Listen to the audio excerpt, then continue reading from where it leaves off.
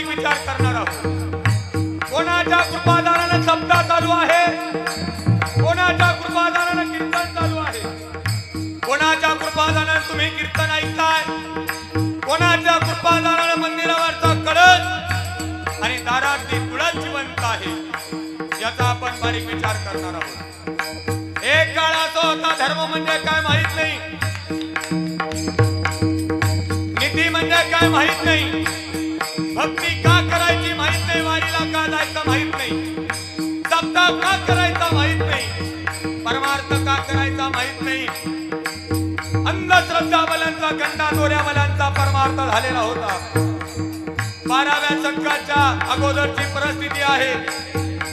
परमार्थ एक मक्तेदारी झालेली होती, परंतु 12व्या शतकामध्ये एक क्रांती झाली।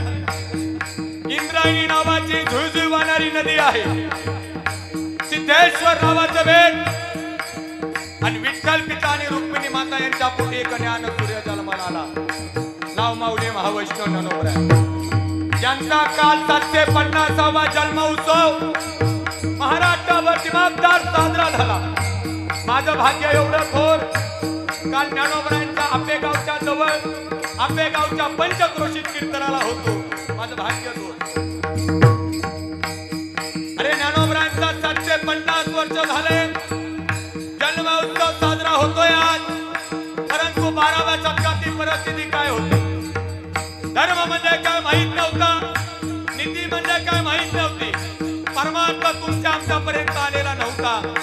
म्हणून माझ्या ज्ञानोबरायांनी संस्कृत गीता कळेना कुणाला, म्हणून ज्ञानेश्वरी ग्रंथ हा लिहिला।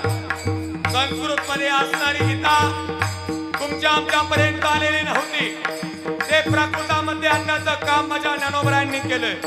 वयाच्या 16व्या वर्षी 12व्या शतकामध्ये केलेली प्रतिज्ञा आहे, हे मराठीची नगरी ब्रह्मविद्येचा सुकाळू करी, कमी पडू नका, देणे घेणे सुखजीवरी होऊ द्या जगा। या मराठ्यांच्या नगरीमध्ये ब्रह्मविद्येचा सुकाळ झाला पाहिजे, हे ज्ञानोबरायांचं स्वप्न आहे। वयाच्या 16व्या वर्षी ज्ञानेश्वरी लिहिली। वय वर्ष बोला, वय वर्ष बोला, बोला, वय वर्ष 16, 16व्या वर्षी लिहिलेली ज्ञानेश्वरी आहे। मग मला एक सांगा, 16व्या वर्षी कळेल त्या 16च्या उलटे 61 केल्याच्या नंतर लक्षात राहू द्या, मनात राहू द्या, ध्यानात राहू द्या। वय वर्ष 16, पण ज्ञानोबरायांना काय दिलं, इंद्रायणीवरती आंघोळ करून दिली नाही, चोळीमध्ये शेण टाकावं, हाल हाल करावे ज्ञानोबरायांचे, गावाच्या बाहेर काढून दिलं, ज्ञानोबरायांचा हाल हाल केले, तर ही परमार्थ तुमच्या आमच्यापर्यंत आणून पोहोचवला। म्हणून 1 नंबरला त्यांचं नाव, कारण ज्ञानदेवे रचिला उभारले, या संप्रदायाचा पाया कुणी रचला असेल तो माझ्या माऊली महावैष्णव ज्ञानोबरायांनी। म्हणून 1 नंबरला त्यांचं नाव, दिंदा दिंदिना।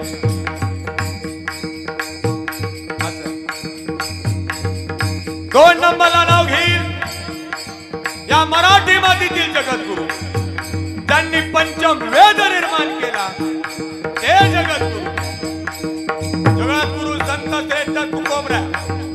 ज्ञानोबरायांच्या नंतर परमार्थ थोडाफार कळला, ज्ञानोबरायांच्या नंतर परमार्थ थोडाफार तुमच्या आमच्यापर्यंत आला, परंतु पुन्हा परमार्थावरती अंधकार आला, आणि आलेला अंधकार घालवण्यासाठी माझ्या तुकोबरायांनी घरोघरी जावं आणि सांगावं, देव घ्या कुणी,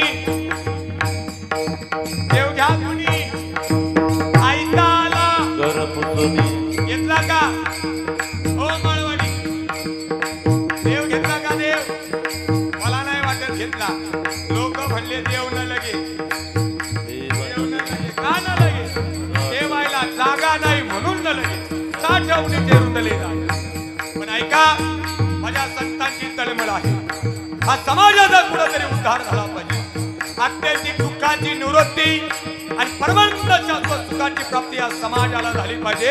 हे ज्ञानोबरायांचं, हे तुकोबरायांचं स्वप्न आहे। पण तुकोबरायांना काय दिलं, गाढवावरती बसवावं, डोक्याचं मुंडन करावं, गळ्यामध्ये चपलाचा हार घालावा आणि गावातनं दिंड काढावी तुकोबरायांची, तरीही परमार्थ तुमच्या आमच्यापर्यंत आणून पोहोचवला. म्हणून 2 नंबरला त्यांचं नाव. 1 नंबरला ज्ञानोबराया, 2 नंबरला तुकोबराया. आता मनाचे कान करून ऐका, लक्ष देऊन ऐका. 3 नंबरला नाव घेईल छत्रपती शिवाजी महाराज. बरेच जण मला विचारतात, महाराज परमार्थाचा आणि छत्रपतींचा काय संबंध? मी तर सांगेल परमार्थाचा आणि छत्रपतींचा बराच संबंध आहे माऊली महाराज. छत्रपती नसते तर आज या ठिकाणी मंदिर नसतं, छत्रपती नसते तर आज या ठिकाणी कीर्तन नसतं, छत्रपती नसते तर मंदिरावरचा कळस आणि दारातली तुळस नसती. आज 11 किलो सोन्याचा कळस ज्ञानोबरायांच्या मंदिरावरती चढवला गेला, तो कळस आज दिसला नसता छत्रपती नसते तर.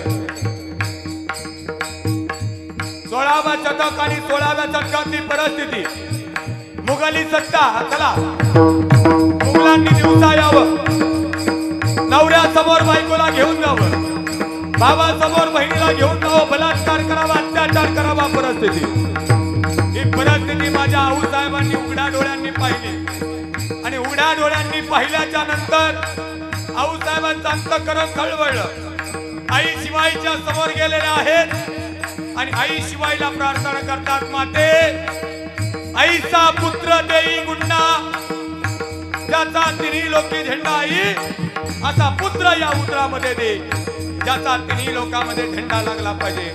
मग दिवसा मागून दिवस गेले, माझ्या आऊसाहेबांना ढोळे लागले.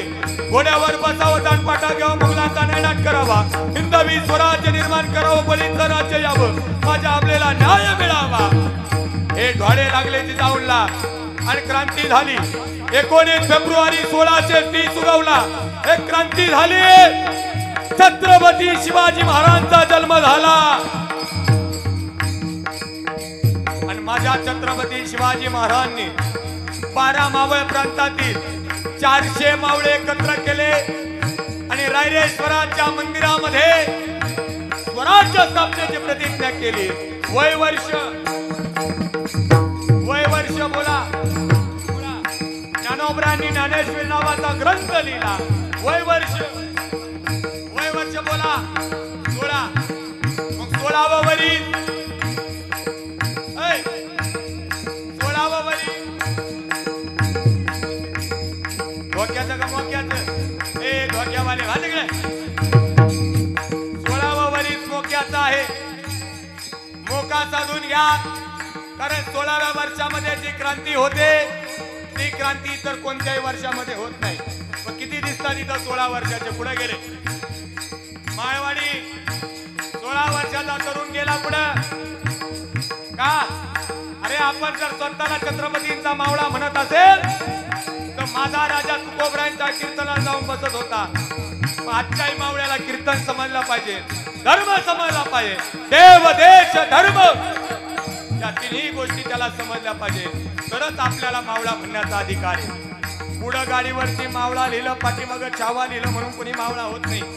मावळ्याचं रक्त लागतं आणि अशा रक्ताने जर मावळा झाला तरच तो छत्रपतींचा मावळा सोडतो.